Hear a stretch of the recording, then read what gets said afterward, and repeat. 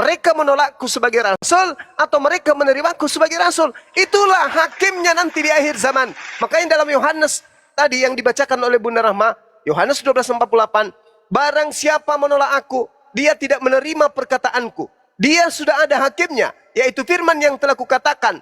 Itulah yang akan menjadi hakimnya pada akhir zaman. Perkataanku yang aku sampaikan ketika aku penginjilan selama 3 tahun, perkataan-perkataan itulah yang kemudian akan menjadi hakimnya di akhir zaman. 12 suku akan dihakimi. Siapa di antara kalian yang menerimaku sebagai Mesias? Kamu? Ya, masuk surga. Kamu menolakku sebagai Mesias? Ya, masuk neraka. Itu.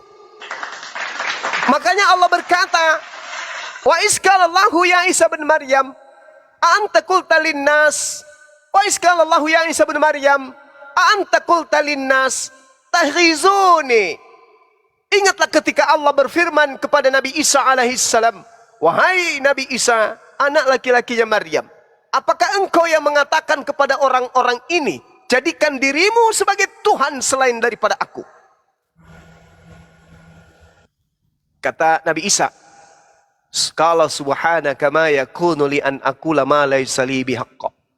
Maha suci engkau ya Allah, tidak patut bagiku mengatakan apa yang bukan hakku untuk aku katakan. In kuntu qultuh faqad alimtah. Sekiranya aku kemudian mengatakannya, tentulah engkau akan mengetahuinya. Ta'lamu ma fi nafsi wala a'lamu ma fi nafsik. Engkau mengetahui apa yang ada pada diriku, sedangkan aku tidak mengetahui apa yang ada pada dirimu. Innaka anta 'allamul ghuyub. Sungguh engkau yang maha mengetahui segala yang gaib. Ma qultu lahum illa ma amartani bi an ya'budullah rabbi wa rabbakum. Aku tidak pernah mengatakan kepada mereka kecuali apa yang engkau perintahkan kepada aku, yaitu sembahlah Allah, Tuhanku dan Tuhanmu, dan aku menjadi saksi terhadap mereka selama aku berada di tengah-tengah mereka. Maka setelah engkau wafatkan aku, maka engkau lah yang mengawasi mereka, dan engkau lah yang menyaksikan atas segala sesuatu. Jadi Bung, ketika Anda membaca dalil yang tadi itu dalam Yohanes 10 tadi, Yohanes 8, Yohanes berapa tadi itu yang Anda bawa? Ketika kemudian bercerita tentang 8. Yohanes 8, nomor 11, nomor 10, 11. Di situ Yesusnya kemudian menyatakan bahwa yang menghakimi itu hanya Allah. Tapi ketika dia di akhir zaman, sama seperti Al-Quran mengatakan bahwa semua ahli kitab akan beriman kepadanya. Wa in min ahlil kitabi illa minan nabi qablal maut. Semua ahli kitab akan beriman. Begitu datang Nabi Isa yang kedua kalinya yang mereka tolak, yang nenek moyang mereka tolak. Nabi Isa datang di akhir kehidupan bumi, maka mereka semuanya akan beriman. Oh, ternyata yang diajarkan Islam itu betul. Yang datang yang Mesias yang kita tunggu-tunggu ternyata Nabi Isa yang pernah ditolak oleh nenek moyang kita.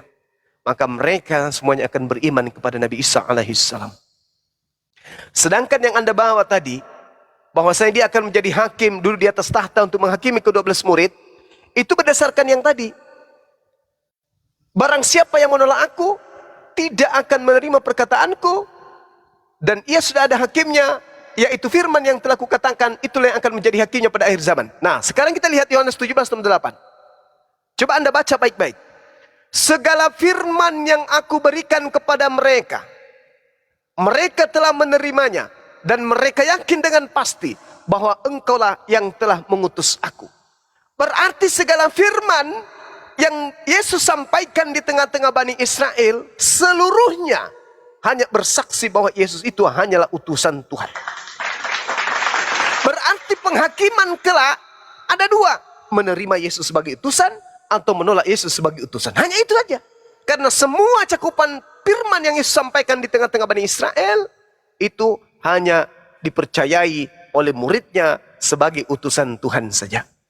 Makanya dikatakan kemudian dalam Yohanes 11 nomor 42, aku tahu bahwa engkau selalu mendengarkan aku, tapi oleh karena orang banyak yang berdiri di sini mengelilingi aku mengatakannya agar supaya mereka percaya bahwa engkaulah yang telah mengutus aku. Yesus mengatakan, berfirman, bersabda, menyampaikan perkataan di tengah-tengah Bani Israel agar mereka percaya bahwa Yesus adalah utusan Tuhan. Saya ulang, Yohanes 11:42. Aku tahu bahwa engkau selalu mendengarkan aku. Tetapi oleh karena orang banyak yang berdiri di sini mengelilingi aku mengatakannya supaya mereka percaya bahwa engkaulah yang telah mengutus aku. Yesus mau dipercayai sebagai utusan Tuhan saja. Maka yang menuhankan dirinya, Anda lihat betapa siksanya mereka, betapa kecewanya mereka, betapa terhinanya mereka. Anda lihat dalam Matius 7 nomor 21, nomor 22, 23. Pada akhir zaman nanti, banyak orang yang datang kepadaku berseru, Tuhan Yesus, Tuhan Yesus, bukankah kami telah bernubuat pakai namamu Tuhan Yesus? Bukankah kami bermujizat pakai namamu Tuhan Yesus? Bahkan kami melakukan pengusiran terhadap setan-setan demi namamu Yesus. Kata Yesus, pada hari itulah aku akan berterus terang kepada mereka.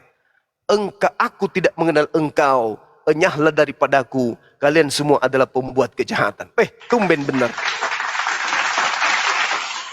Banyak orang yang bernubuat, mengusir setan, bermujizat pakai nama Yesus. Tapi karena dia tidak berdasarkan pola pengajaran yang seajarkan di tengah-tengah Bani Israel, maka Yesus mengatakan apa? Enyahlah daripadaku. Aku tak mengenal kalian. Bayangkan aja nih, orang Kristen yang sudah pada level bermujizat, orang Kristen yang sudah pada level mengusir setan, orang Kristen yang sudah sampai pada level bernubuah. Yesus katakan apa? Aku tidak mengenal kalian. La haula wala quwata illa billah.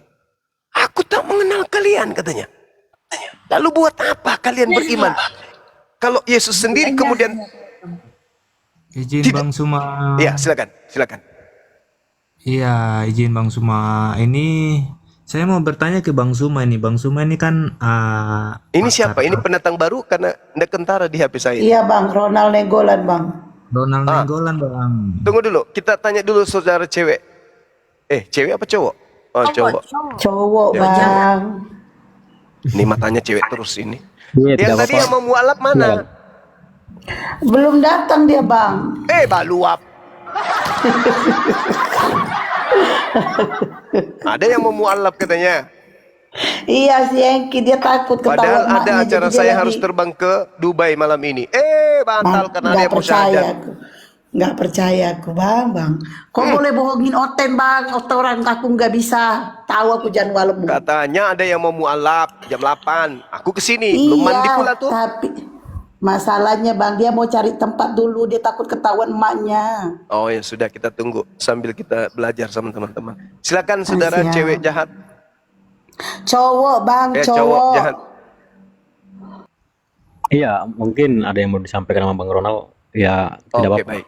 Kan Bang Ronald. Iya, izin Bang Suma. Iya, silakan bro. Iya, ini di Yohanes 13 ini ayat 13-nya menyatakan bahwa Ya. kamu menyebut aku guru dan Tuhan, dan katamu itu tepat, sebab memang akulah guru dan Tuhan. Oke. Kemudian di ayat 20-nya menyatakan bahwa aku berkata kepadamu sesungguhnya barang siapa menerima orang yang kuutus, ia menerima aku. Nah, jadi yang ingin saya tanyakan ke Bang Suma ini, kira-kira Nabi itu bisa mengutus orang atau memang hanya Tuhan yang bisa mengutus? Oke, Terus baik. tadi Tuhan menyatakan bahwa Yesus sendiri menyatakan bahwa dia adalah Tuhan dan Guru. Begitu Bang. Oke, baik. Jadi gini, Bu. Kitab saudara itu, kalau Anda melihat original teksnya, di situ dikatakan Rabam Wamaran dalam bahasa Aramaik atau dalam bahasa Ibrani. Rabam Wamaran, guru dan Tuhan. Dia tidak mengatakan Alaha. Dalam bahasa Yunani hanya mengatakan Kurios, tidak mengatakan Theos. Rabam Wamaran. Andai saja dia mengatakan Rabam wa Alaha, berarti dia merujuk kepada pencipta. Sayangnya dia hanya mengatakan Maran, Mar, Tuhan. Sedangkan Tuhan dan Tuhan itu berbeda dalam rasa bahasa kita. Misalnya orang yang terpenting di Indonesia ini, orang kelas 1 misalnya, seperti Bang Handi Slebes, dipanggil Tuan Handi, itu masih rasional. Bagi kita, rasa bahasa kita. Tapi kalau dikatakan Tuhan Handi, maka orang-orang yang pemikir lemah akan berpikir, oh Handi ini adalah Tuhan.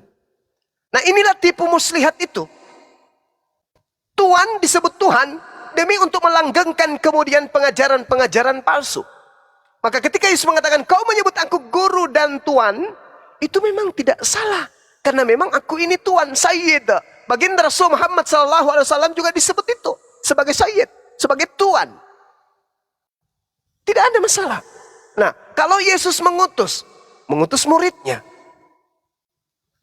statusnya sebagai pemimpin, sebagai nabi, sebagai rasul, sebagai Mesias, mengutus muridnya, tak masalah. Selayaknya baginda Rasul Muhammad SAW mengutus sahabatnya, tak masalah. Nabi Musa alaihissalam mengutus Harun, tak masalah. Mengutus Yosua bin Nun, tak masalah. Karena mereka adalah nabi yang mengutus pengikut-pengikutnya, tak masalah. Jadi itu tidak ada indikasi, Bung. Coba Anda lihat, saudara-saudaraku ya, betapa banyak seruan-seruan Yesus, Bapakku, Bapakku, Bapak itu Tuhan. Ketika Yesus mengatakan Bapakku, berarti itu menceritakan Tuhanku. Matius 18:10, Tuhanku yang ada di langit. 18:19, Tuhanku yang ada di langit. Matius 7, Bapakku, Tuhanku yang ada di langit. Matius 10:32, di depan Bapakku, di depan Tuhanku yang ada di langit. Makanya Yesus mempraktekkan ibadah. Yesus sujud, Yesus berdoa, Yesus memohon, Yesus beribadah, Yesus puasa. Kenapa? Karena dia bertuhan. Begitu banyak perkataan Yesus bertuhan. Begitu banyak ungkapan-ungkapan kehambaan Yesus yang dia katakan di tengah-tengah Bani Israel, yang Anda baca di dalam Bible itu sendiri. Betapa banyak Yesus mempraktekkan dia beribadah kepada Sang Tuhan. Betapa banyak kemudian prosesi yang dilakukan oleh Yesus sebagai hamba Tuhan. Kenapa itu Anda tak melihatnya? Kenapa yang Anda lihat hanya perkataan Yohanes 13:13? Akulah guru dan Tuhan saja.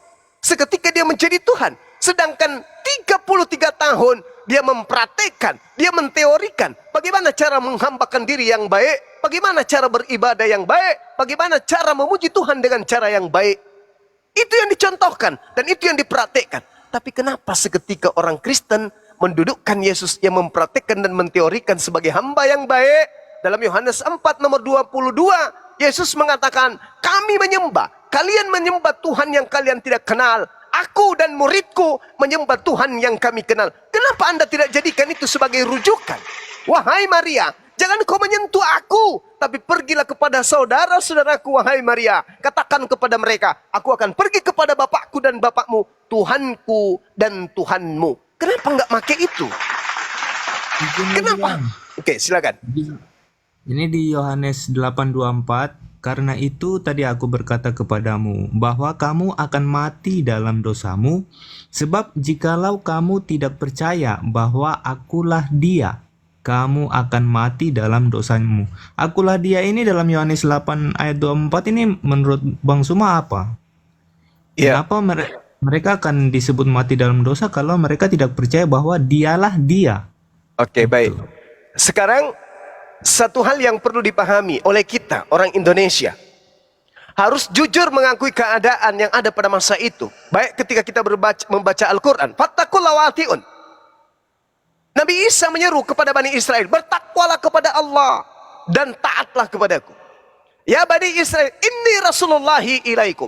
Wahai Bani Israel, aku ini utusan Tuhan. Tuh utusan Tuhan yang kalian tunggu, yaitu Mesias, yang kalian ngidam-ngidamkan itu, yang kalian menginginkan Mesias itu memimpin kamu kepada kebenaran, yang kamu menginginkan Mesias itu membangun kembali kerajaan yang sudah runtuh. Akulah dia yang kamu tunggu, Sang Mesias. Akulah dia yang kalian tunggu-tunggu, yang kalian ngidam-idamkan, yang kalian tagih kepada Tuhanmu, kepada Elohim. Mana Mesias yang datang dari keturunan Daud itu? Ya Rabb, ya Tuhan, ya Elohim. Akulah dia yang kalian tunggu itu. Yahudi menunggu Mesias, Bung, bukan menunggu Tuhan. Kepada siapa Yesus diutus? Kepada Bani Israel. Bani Israel menunggu apa rupanya? Menunggu Tuhan datang dalam rupa bayi. lalu kemudian digendong, disusuin, lalu kemudian dibunuh, ditombak, ditelanjangin dan digantung. Itu yang mereka tunggu. Bukan. Yang mereka tunggu adalah selayaknya Gideon, selayaknya Hezekia, selayaknya Nabi Musa yang mereka tunggu. Yang muncul malah yang cupu-cupu. Makanya Yesus mengatakan, karena itu tadi aku berkata kepadamu, bahwa kamu akan mati dalam dosamu. Sebab jika kamu tidak percaya bahwa akulah dia, kamu akan mati dalam dosamu. Dia siapa? Dia Mesias yang ditunggu-tunggu. Makanya dikatakan, coba Anda lihat data nomor 29-nya. Dan dia yang telah mengutus aku, dia menyertai aku, dia tidak membiarkan aku sendiri. Berarti aku dan dia sendiri atau berdua? Aku dan Bapa adalah dua. Sebab aku senantiasa berbuat apa yang berkenan kepadanya. Demikian. Oke, izin menanggapi. Silakan. Sekarang begini, kenapa umat Israel ini menunggu kedatangan Mesias? Karena kan sebelumnya sudah banyak nabi-nabi yang datang. Kenapa harus menunggu Mesias? Itu setahu abang gimana?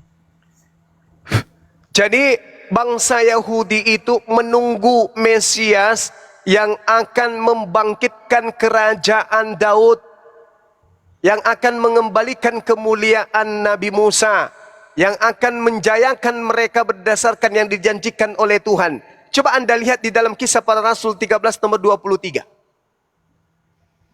Orang Israel harus tahu seperti yang dijanjikan kemudian, maka Tuhan akan membangkitkan seorang juru selamat bagi Bani Israel, yaitu Yesus Kristus. Itu janji Tuhan itu kepada mereka. Coba Anda baca, pelan-pelan aja Anda baca. Di Kisah Para Rasul 13 nomor 23. Oke, sekarang begini. Kemudian kenapa seorang nabi saja, kalau umatnya tidak percaya bahwa dia utusan itu, mereka akan mati dalam dosa? Apakah nabi-nabi yang lain juga menyatakan seperti itu?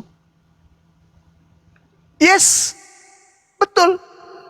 Coba Anda baca Ulangan 4, Ulangan 6, Ulangan 21, Ulangan 27. Apa yang dikatakan kemudian di sana? Barang siapa yang tidak melakukan hukum Taurat yang dibawa oleh Nabi Musa, maka terkutuklah dia. Berarti Nabi Musa ini adalah pemberi jalan keselamatan menuju kepada Elohim.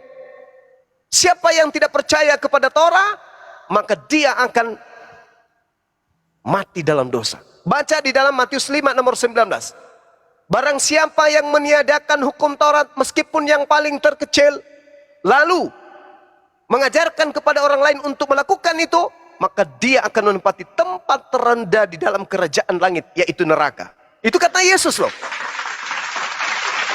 Taurat berarti Nabi Musa kan?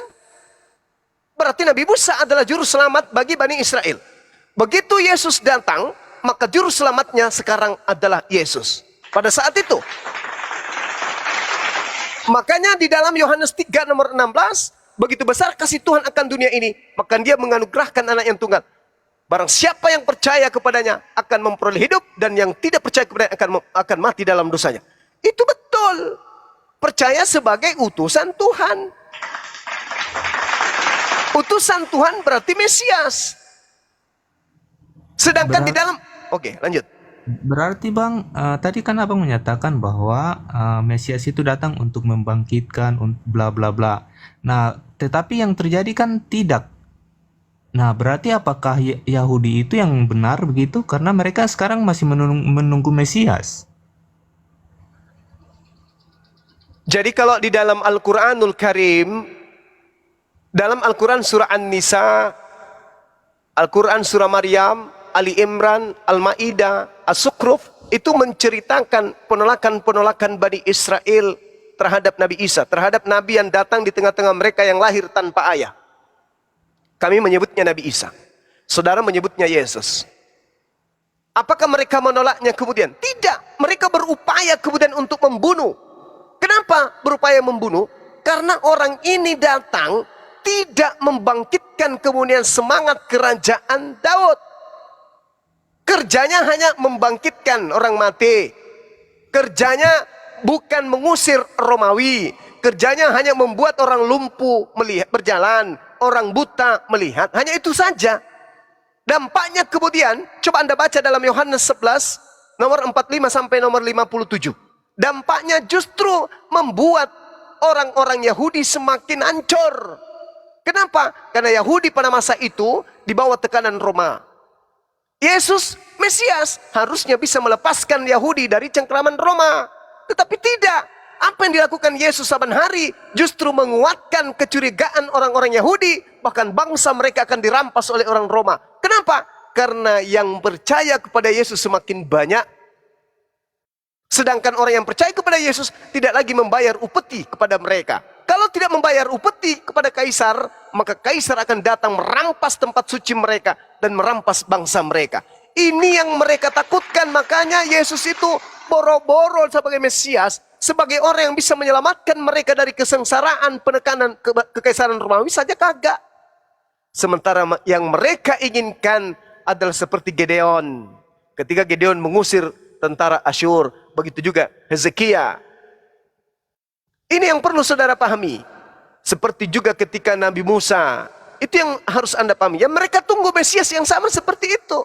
Yang sama seperti Daud, sama seperti Salomo. Itu yang mereka tunggu. Yesus yang datang malah anak hasil zina menurut mereka. Berarti Bang, berarti sikap yang dilakukan oleh Yahudi itu sudah tepat ya? Mereka masih menunggu sampai saat ini dan memang belum datang itu Mesias itu. Oh, salah. Orang Yahudi menolak Mesias, yaitu Nabi Isa, itu salah. Menolak Yesus itu keliru. Makanya nanti Yesus datang kedua kalinya, Nabi Isa datang untuk yang kedua kalinya. Kenapa? Karena ada yang terdakwa. Siapa yang terdakwa? Mereka yang menolak Yesus dan mereka yang menyembah Yesus, itu terdakwa. Kenapa bukan Nabi Musa yang datang? Kenapa bukan Nabi Muhammad yang datang? Karena ajaran Nabi Muhammad tidak diplesetkan, Nabi Muhammad tidak dituhankan. Nabi Musa ajarannya tidak dituhankan kemudian. Yesus dituhankan. Makanya dia datang kemudian untuk meluruskan, aku bukan Tuhan. Makanya dikatakan dalam Yohanes 8 nomor 40, 12 nomor 48. Barang siapa yang menolak aku, dia sudah ada hakimnya, yaitu firman yang aku katakan, maka firman itulah yang kelak akan menjadi hakimnya di akhir zaman. Nah, orang-orang yang menuhankan Yesus itu berdasarkan firman siapa? Ada Yesus berfirman, sembahlah aku. Ada Yesus mengajarkan ibadah minggu? Gak ada. Maka ditolak. Baca Matius 7 nomor 22 nomor 23. Orang-orang yang menuhankan Yesus diusir. Dikatakan sebagai pembuat kejahatan. Itulah tujuannya dia datang. Kapan itu terjadi? Nanti di akhir zaman. Coba Anda baca Matius 7 tuh. Nomor 15 sampai nomor 27. Pada hari terakhir nanti banyak orang. Nah, berarti akhir zaman kan? Banyak orang yang berseru kepada aku, Tuhan, Tuhan, Tuhan, Tuhan, Tuhan. Bukankah, bukankah, bukankah? Pada hari itulah, pada saat itulah aku akan berkata kepada mereka. Itu kapan? Nanti kedatangan yang kedua. Makanya dalam Al-Quran dikatakan, tidak ada seorang ahli kitab pun yang tidak akan beriman kepada Nabi Isa alaihissalam menjelang kematiannya. Wa immin ahlal kitab illa la yu'minan nabihi qablal mauti. Ini Al-Quran mengatakan. Sama seperti ucapan Yesus. Coba. Jadi kalau Anda mengatakan Yesus itu akulah dia, dialah Mesias yang ditunggu oleh Bani Israel, tetapi kemudian ditolak karena tidak memenuhi syarat seperti Mesias yang mereka tunggu. Nanti kedua kalinya yang datang kedua kalinya, barulah tersadar dan terbuka matanya. Oh mama, rupa-rupanya ini yang dimaksud dengan Mesias yang datang. Maksudnya Yesus atau Nabi Isa itu nanti datang kedua kali itu untuk menyalahkan ini ya, umat-umat Israel ya, begitu ya, sama umat Kristen. Yang menolaknya, termasuk Kristen. Datangnya sebagai nabi atau sebagai apa? Sebagai nabi. Dia datang sebagai Mesias, dia datang sebagai nabi. Karena dia adalah nabi. Datangnya waktu, kalau dari Islam sendiri datangnya waktu akhir zaman juga. Iya. Diterangkan di dalam Al-Qur'anul Karim, wa innahu la ilmul lis-sa'ah fala tamtaruna biha wattabi'un hadza siratul mustaqim. Dan sungguh Nabi Isa benar-benar menjadi pertanda akan datangnya hari kiamat. Jadi kalau dia datang nanti di akhir zaman, maka itu adalah tanda akan mau kiamat. Anda lihat di dalam Matius 24 nomor 28 dan seterusnya. Matius 24 nomor. Ya, betul. Coba kita lihat. Sama-sama kita baca dalam Matius 24 nomor 28, 29. Ketika dia datang yang kedua kalinya, kita lihat kata Yesus, waspadalah kepada penyesat, sebab kedatanganku yang kedua seperti kilat memancar dari sebelah timur dan melontar cahayanya sampai ke barat. Demikian pula kelak kedatangannya Anak Manusia. Di mana ada bangkai, di situ burung nasar berkerumun. Di sini Yesus mengatakan, camkanlah, aku telah mengatakannya terlebih dahulu kepadamu. Apabila ada orang berkata bertemu dengan Yesus di padang gurun, jangan kau pergi ke situ. Atau dia berkata, lihat Yesus ada dalam bilik, jangan kau percaya. Sebab kedatanganku yang kedua sama seperti kilat memancar dari sebelah timur sampai terlontar ke barat. Nah, segera sesudah siksaan pada masa itu, matahari akan menjadi gelap, bulan tidak bercahaya, bintang-bintang akan berjatuhan dari langit, dan kuasa-kuasa langit akan goncang. Tuh buktinya. Kedatangannya yang kedua ditandai dengan hadirnya hari kiamat. Sesudah siksaan itu, kata Yesus, matahari akan menjadi gelap, bulan tidak bercahaya, bintang-bintang akan berjatuhan dari langit, dan kuasa-kuasa langit akan guncang. Pada waktu itu akan nampak tanda Anak Manusia dari langit, dan semua bangsa di bumi akan meratap dan melihat, dan mereka akan melihat Anak Manusia itu datang di atas awan-awan di langit dengan segala kekuasaan dan kemuliaannya. Dan ia akan menyuruh keluar malaikat-malaikat untuk meniup sangkakala dahsyat bunyinya, dan mereka akan mengumpulkan orang-orang pilihan dan keempat penjuru bumi. Ini bukti yang diterangkan Al-Quran itu betul. Oke, berarti begini Bang. Nah, berarti Yesus itu dia bisa perintah malaikat. Nah, dan kemudian apakah ada nabi yang bisa datang kedua kali dan dia menyatakan sendiri begitu?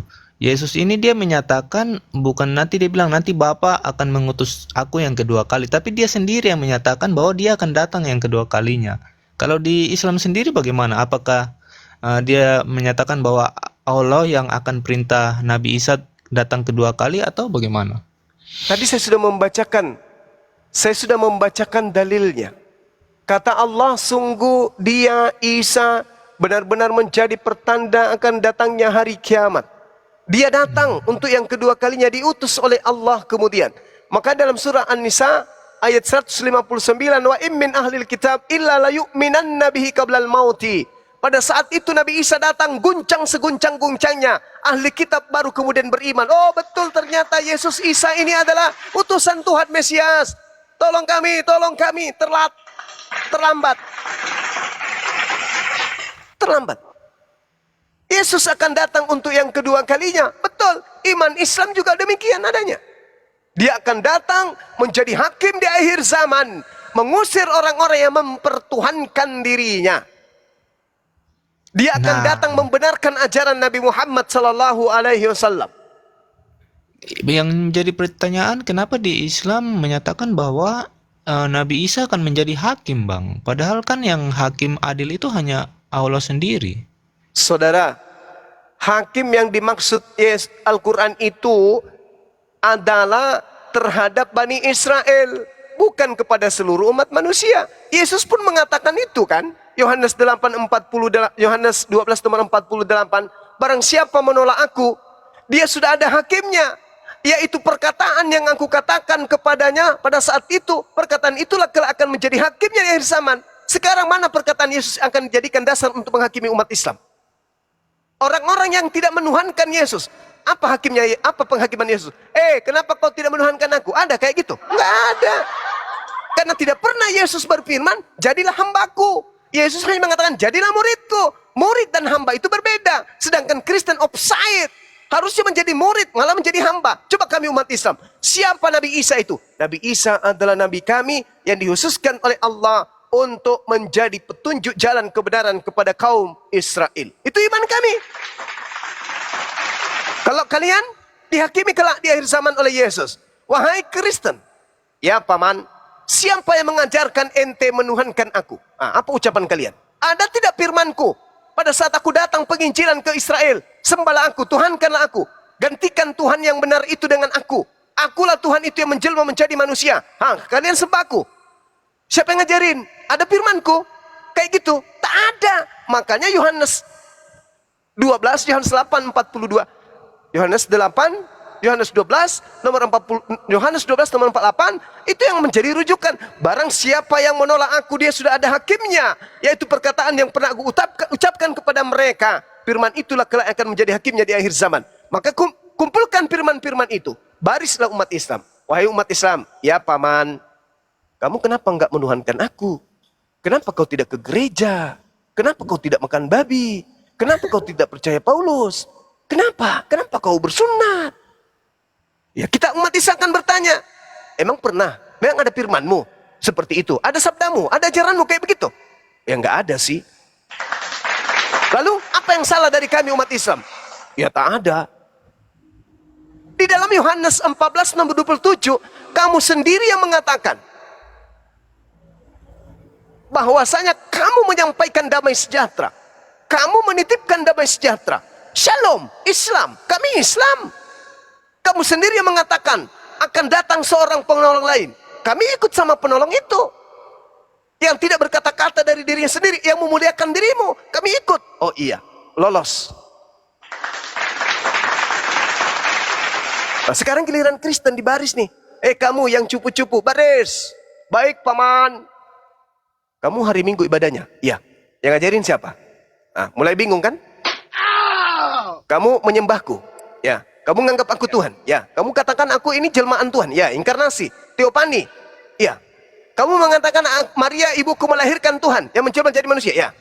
Kamu mengatakan aku setara dengan Tuhan, aku ini Esa dan Bapa juga Esa? Ya. Kamu mengatakan aku Alfa dan Omega? Ya. Kamu mengatakan aku ini adalah bintang timur? Ya. Yang ngajarin kamu sopo? Plongo. Yang ngajarin ente sopo?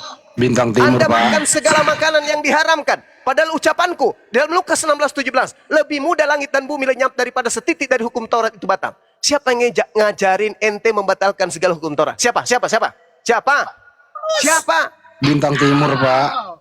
Tak ada yang mengajarkan. Berarti firmanku tidak ada tempat dalam dirimu. Kamu menuhankan aku karena kau tidak meroleh firman dalam dirimu. Tidak ada perkataanku dalam dirimu. Sekiranya ada perkataanku dalam dirimu, mustahil kau menuhankan aku. Sebab aku sendiri datang di tengah-tengah Bani Israel, sibuk siang dan malam berdoa semalam-malaman, sujud semalam-malaman, berdoa dengan sungguh-sungguh kepada Dia yang ada di langit. Kenapa justru ente menuhankan aku? Maka enyahlah daripadaku. Kalian semua adalah pembuat kejahatan. Aku tak mengenal kalian. Kalian semua adalah pembuat kejahatan. Enyahlah kalian. Ketepak. Ditendang semua sama Yesus. Ini yang dikatakan Al-Quran. Bahwasanya pada hari kiamat nanti, apa yang mereka sembah akan menjadi musuh bagi mereka. Itu ayat mana lagi? Dan pemujaan yang mereka lakukan terhadap apa yang mereka sembah akan ditolaknya. Apa dalilnya tuh? Lupa saya. Sahabat-sahabat sekalian. Al-Quran surah An-Nisa ayat 120 ya? Bukan. Al-Ahqaf ayat 6 ya? Ya, betul. Masya Allah. Apa yang dikatakan oleh Allah? Wa idza husyiran nasu kanu lahum ada wa kanu bi ibadatihim kafirin. Apabila manusia kelak dikumpulkan pada hari kiamat, sesembahan itu menjadi musuh mereka dan sesembahan mereka akan mengingkari pemujaan-pemujaan yang mereka lakukan kepadanya. Orang Kristen pada hari kiamat akan diusir, akan menjadi musuh bagi Yesus. Tidak, aku tak pernah mengajarkan kalian seperti itu. Janganlah daripadaku, kalian semua adalah pembuat kejahatan. Menjadi musuh, bukankah kami telah bernubuat? Bukankah kami bermujizat? Tidak, kalian semua pembuat kejahatan. Aku tak mengenal engkau. Wa idza husyiran nasu kanu lahum a'da wa kanu bi ibadatihim kafirin. Pada hari terakhir nanti, apabila manusia dikumpulkan, sesembahan itu menjadi musuh mereka. Apa yang mereka sembah menjadi musuh bagi mereka dan mengingkari pemujaan-pemujaan yang mereka lakukan kepada yang mereka sembah. Ini yang terjadi terhadap kalian. Sudah ada Al-Quran yang memberikan cerminan. Matius 7, 21, 22 sampai 23 memberikan cerminan. Kapan kalian, saudaraku, bisa tersadarkan? Wa qaulihim inna qatalnal masiha Isa bin Maryam. Dan kami hukum juga mereka karena ucapan mereka. Ketika saudara-saudara mengatakan Nabi Isa atau Yesus itu disalibkan untuk dosa-dosa kalian, di saat itu juga Tuhan berkata, aku hukum kalian dengan ucapan itu. Apa bukti kalian dihukum?